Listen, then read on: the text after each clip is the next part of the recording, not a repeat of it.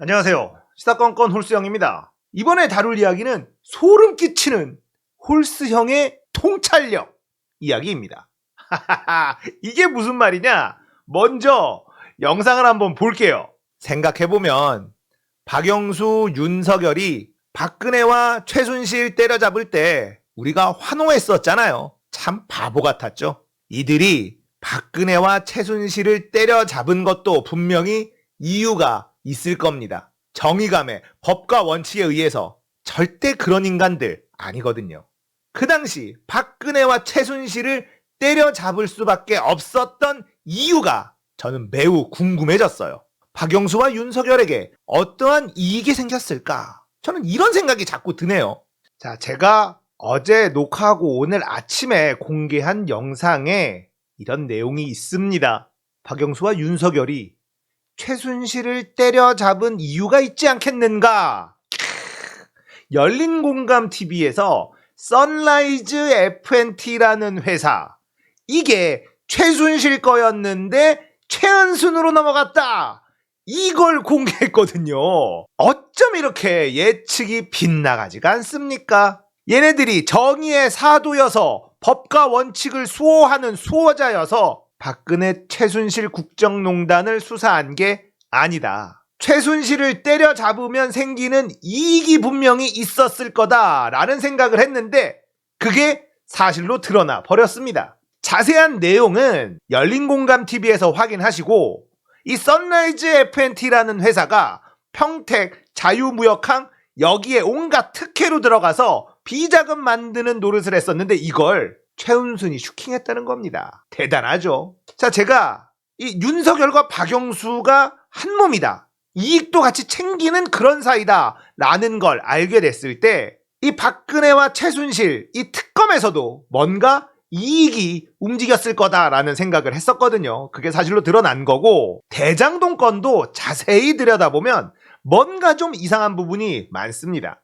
자, 대장동 의혹 제가 쉽게 한번 다시 설명해 볼게요. 대장동 개발은 1기와 2기로 나뉩니다. 1기는 MB 시절, 2기는 박근혜 최순실 시절이에요. 자, MB 시절에 이 대장동 개발이 시작이 됩니다. 남욱, 정영학, 이 당시에는 김만배는 등장을 안 했어요.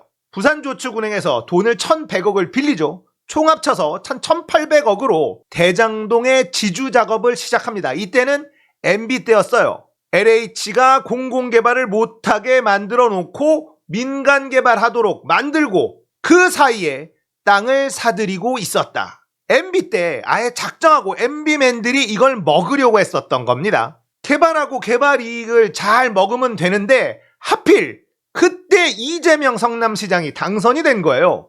그래서 대장동 개발 스톱 딱 한 겁니다. 이거 공공개발 다시 할 거야.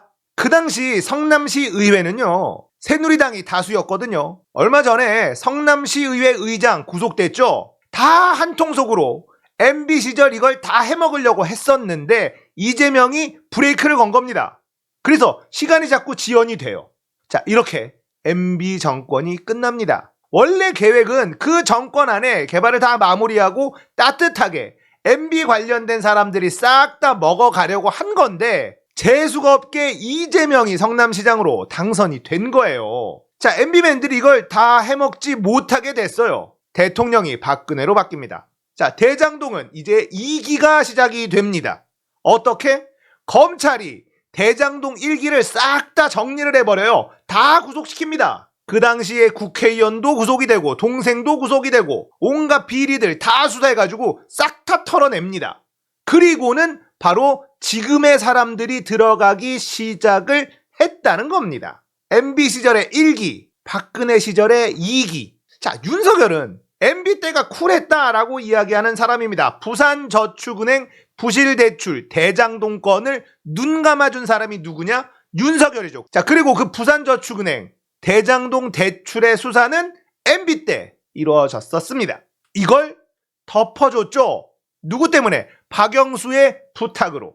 박영수와 윤석열은 끈끈하게 얽혀 있습니다. 자, MB맨이었던 박영수와 윤석열은 대장동 사업을 어느 정도 알고 있었던 사람들이었죠. 자, 정권이 바뀌어서 박근혜 최순실 정권으로 넘어갔을 때도 대장동은 개발이 되고 있었고, 이때 1기 멤버들을 검찰을 동원해서 싹 정리를 하고 2기 화천대유가 들어가기 시작한 거예요. 자, MB 때 인물이었던 박영수, 윤석열. 그러나 대장동 초기 부실 대출에 관해서 알고 있는 사람들, 2기에서도 이 사람들의 역할은 계속될 수밖에 없겠죠. 2기 멤버들이 박영수와 윤석열을 모른 채 하고 넘어갈 수가 없었던 겁니다. 일단 발을 한 발 들여다 놓은 사람들이기 때문에, 그리고 여전히 권력을 가지고 있는 사람들이었기 때문에.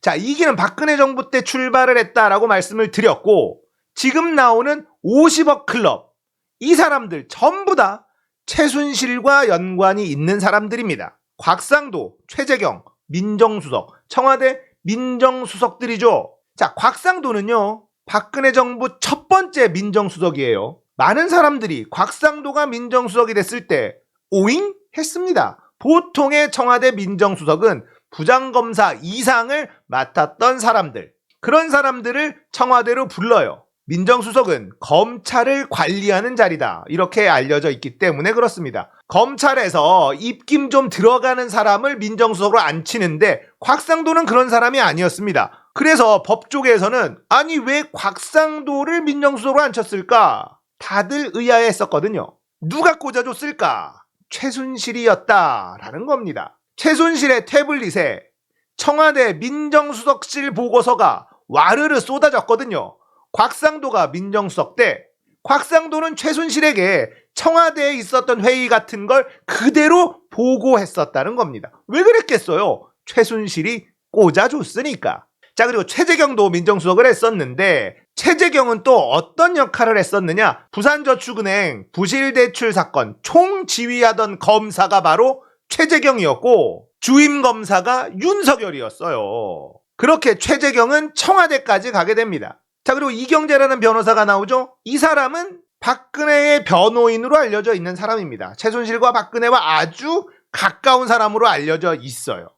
자, 이렇게 50억 클럽을 들여다보면 박근혜와 최순실 이쪽 연결고리가 계속 보입니다. 그런데 박영수하고 윤석열은 박근혜 때 사람이 아니라 MB 때 사람이란 말이죠. 근데 여기에 왜 들어가 있을까? 그리고는 박근혜, 최순실을 때려잡는데 1등 공신을 한 사람들이다. 이렇게 보니까 이 사람들이 50억 클럽, 화천대유의 이해관계에 얽혀 있는 게 뭔가 부자연스럽다. 저는 이런 생각을 했었거든요. 분명히 이 화천대유가 엄청난 수익을 가져갈 수 있게 만든 건 뒤에 엄청나게 큰 권력이 있다. 저는 이렇게 느끼고 있는데, 그게 저는 최순실이다라고 예측하고 있는데요.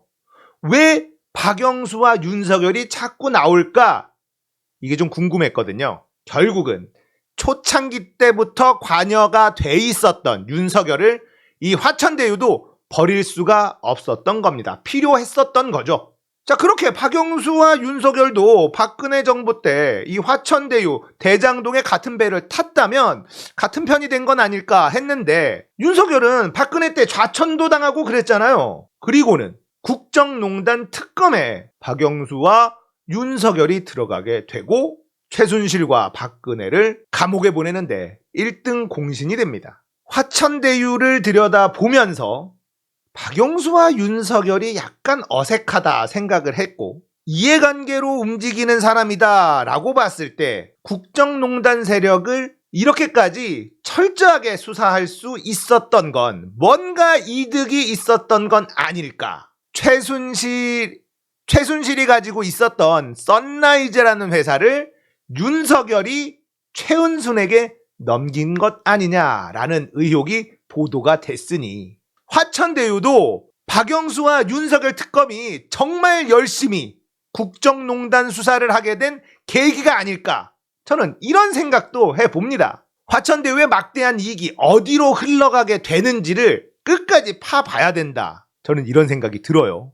자, 오늘 이야기를 정리해 보도록 하겠습니다. 국정농단 특검을 맡았던 박영수와 윤석열은 정의를 위해서, 국가를 위해서 그런 수사를 한 것이 아니라 자신들의 이해관계가 맞아떨어져서 최대한의 죄를 물은 것이고, 그 이득은 최순실의 돈을 나눠 먹기 위함이었다. 이런 스토리입니다. 선라이즈라는 최순실의 회사를 윤석열이 장모 최은순에게 넘겨줬다는 의혹, 이게 보도가 됐습니다. 저는 여기서 멈추지 않을 거다.